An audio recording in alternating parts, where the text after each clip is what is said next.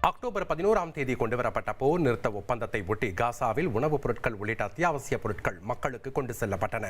அமெரிக்காவின் தலையீட்டால் காசாவில் போர் நிறுத்தம் ஏற்பட்டுள்ள சூழலில் உணவு, குடிநீர் உள்ளிட்ட அடிப்படை தேவைகளுக்காக வாடிய பொதுமக்களுக்காக லாரிகளில் நிவாரணப் பொருட்கள் அனுப்பி வைக்கப்பட்டன. அவற்றை பொதுமக்கள் முண்டியடித்துக் கொண்டு அள்ளிச் சென்றனர். இது தொடர்பான காட்சி தற்போது வெளியாகியுள்ளது.